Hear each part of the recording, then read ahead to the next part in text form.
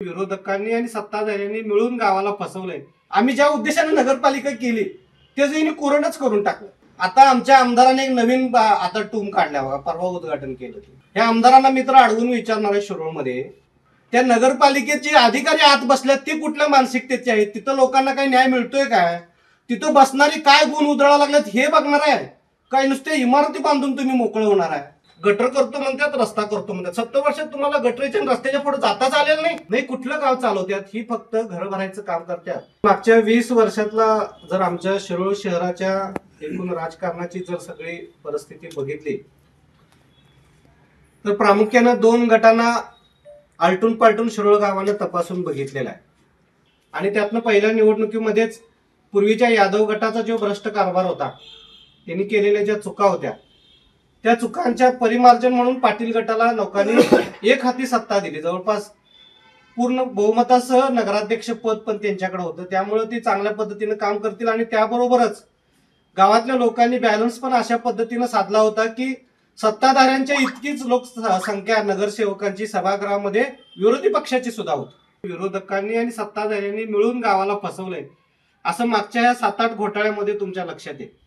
आणि नंतरच्या काळामध्ये जे पाण्याचे प्रश्न असतील, आरोग्याचे प्रश्न असतील, दत्त कारखान्याच्या विस्तारीकरणासाठी गाळप परवाना देण्याचा विषय असेल, गावातल्या जे मालमत्ता आहेत त्यांचे दर 4 वर्षांनी जे फेर मूल्यांकन होते, फेर सर्वे होते, त्यामध्ये जी खाजगी कंपनी नेमलेली होती त्याच्यामधला घोळ असेल, या खाजगी कंपनीने केलेले घोटाळे असतील, आणि एकूण हे सगळा कारभार जर बघितला तर गावाच्या हिताला कुठेही प्राधान्य देणारा नसून फक्त जनतेचा पैसा आहे म्हणून शासनाकडनं निधी आणायचा, त्यातली टक्केवारी काढून घ्यायची आणि एखादा ठेकेदार टक्केवारी देऊन नेमायचा आणि त्या कामाचं काय झालं नंतरच्या काळात ते वाकून सुद्धा बघायचं नाही। अशा पद्धतीचं हे विकासाचं धोरण आहे। आणि ह्या विकासाच्या धोरणातनं लोक कुठेतरी बाजूला आहेत आणि नुसतंच पैसे शासनाचं खर्च व्हायला लागल्यात, आणि मात्र त्याचा फायदा त्या विकास कामांचा किंवा पैशाचा वापर हा लोकांच्या वापरासाठी किंवा लोकांना सुविधा मिळण्यासाठी कुठेही झाला नाही।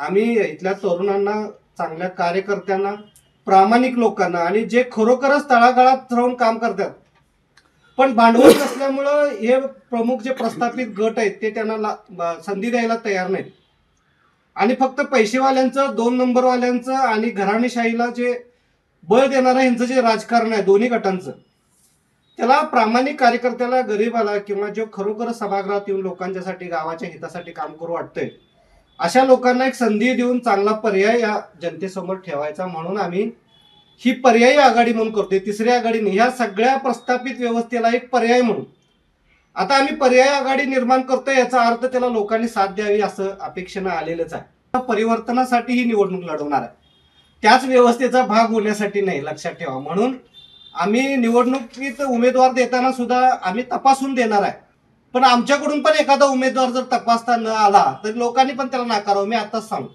आम्ही ह्या व्यवस्था बदलायसाठी चांगला सक्षम पर्याय म्हणून उमेदवार देणार आहे। याच्यामध्ये आम्ही चुकीचे उमेदवार देणार नाही, आणि ह्या व्यवस्थेला बदलायचं धोरण म्हणून आम्ही या सभागृहात आमचे लोक पाठवणार आहे। माझी या शिरोळमधल्या सगळ्या नागरिकांना एक विनंती आहे, आपल्या माध्यमातून आमच्या पर्यायाला तुम्ही चांगली साथ द्या, आणि येत्या 5 वर्षामध्ये शिरोळचा चेहरा मोहरा सगळा बदललेला दिसेल। आणि सर्वात महत्वाचं म्हणजे जे आलेला पैसा खर्च करणे म्हणजे विकास नसेल, आलेला पैसा नागरिकांच्यासाठी काय फायद्याचा ठरला, हा विकास काय असतो हे आम्ही नव्यानंच या महाराष्ट्राला सुद्धा दाखवू।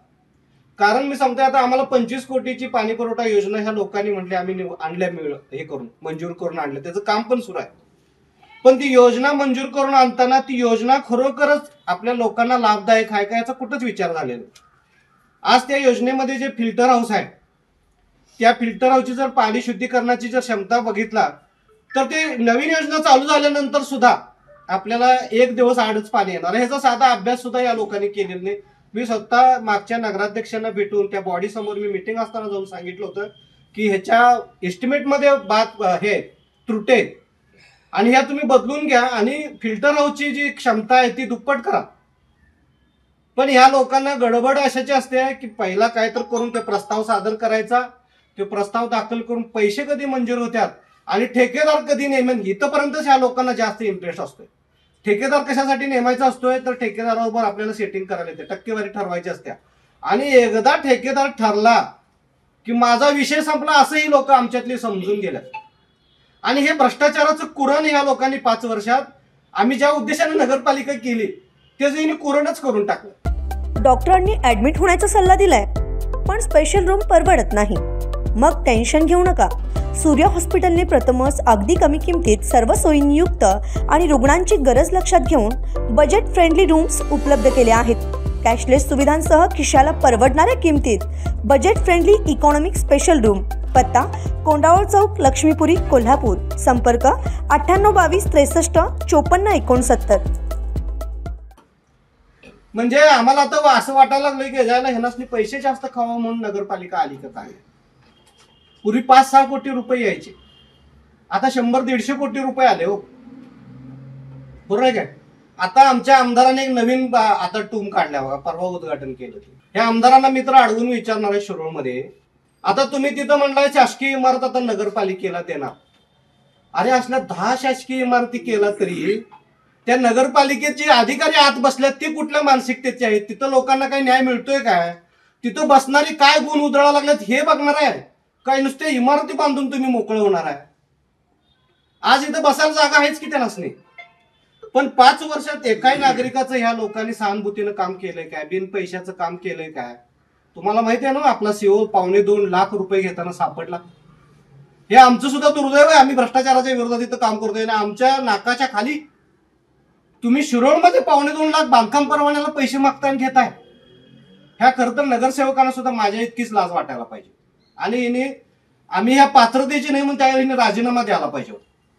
का माहितीये का, तुमच्या शेजारी बसून हे पैसे घेतोय, तिथं पैसे घेताना सापडतोय आणि तरी तुम्ही काय करत नाही. तुम्हाला तिची जरा सुद्धा फिकीर नाही. तुम्ही लोकांना काय प्रश्न उत्तर द्यावी त्याचं तुम्हाला काहीच वाटत नाही. एकानं सुद्धा निषेध केलाय का त्या गोष्टीचा.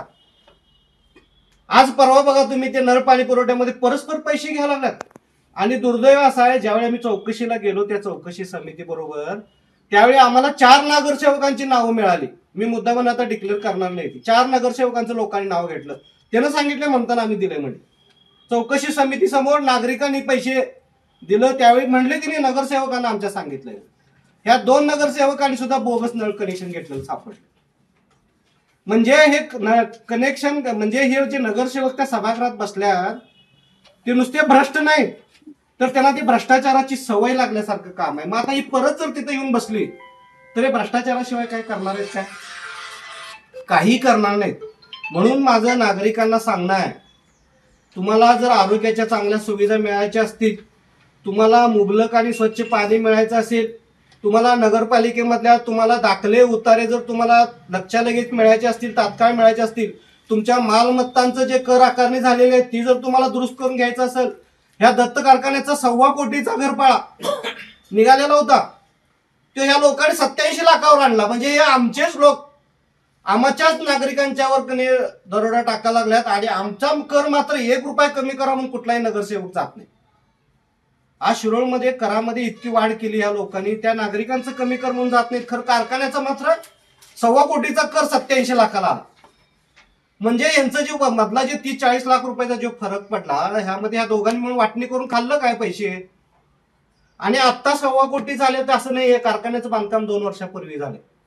मग 2 वर्षे 1.25 कोटी मिळायला पाहिजे होते आम्हाला. असं काय कायद्यात तरतूद नाही. फेररचना झाल्यावर दर कर वाढवायचा आहे.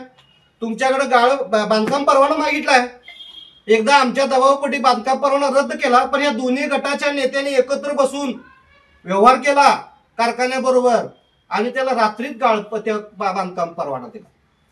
मग बांधकाम परवाना दिला हो तुम्ही, पण बांधकाम केलं म्हणून त्याची कर आकारणी का केला नाही. मग तुमची जबाबदारी नाही, गावाचा कर वाढावा असं तुमची इच्छा नाही, फक्त नागरिकांच्यावर बोजा टाकून तुम्ही कर वाढवताय.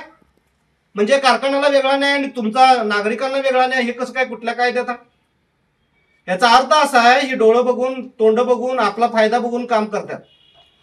ही भ्रष्टाचाराला खत पाणी घालतात. ही तिथं यांच्या कारभारामध्ये लोकांना न्याय नाही ह्याची काही दुर्दैव वाटत नाही. गावात घंटागाडी स्वच्छतेच्या सुविधा मिळतात की इकडे बघायला तयार नाहीत. यांना फक्त कुठं गटर करू, कुठल्या समाजासाठी समाज मंदिर बांधून देऊ, कुठलं मंदिर मोठं करू ते रंगू.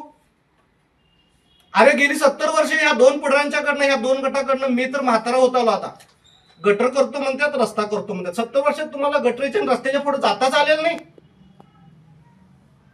आज तुम्ही एखादी साथीचा आजाराची आला या गावात तर साधी फवारणी करा म्हणून सांगायला लागतंय ना, निवेदन द्यायला लागतंय, आंदोलन करायला लागतंय. ही यांची परिस्थिती आहे. नाही कुठलं गाव चालवतात, ही फक्त घर भरायचं काम करतात, ही फक्त भ्रष्टाचार करायसाठी यांनाच नाही यायचं. यांचं आता जे वाटणीचं भांडण आहे, आता जे 2 गटातलं भांडण आहे की नाही, हे लोकांना सोयी सुविधा, लोकांना चांगल्या सुविधा, लोकांना चांगला कारभार, भ्रष्टाचार मुक्त कारभार करायसाठी यांचं भांडण नाही आत्ताच. हे फक्त यांनाच 100-150 कोटी मधली जी टक्केवारी आहे त्याचंही भांडण आहे, लक्षात ठेवा. दुसरं तिसरं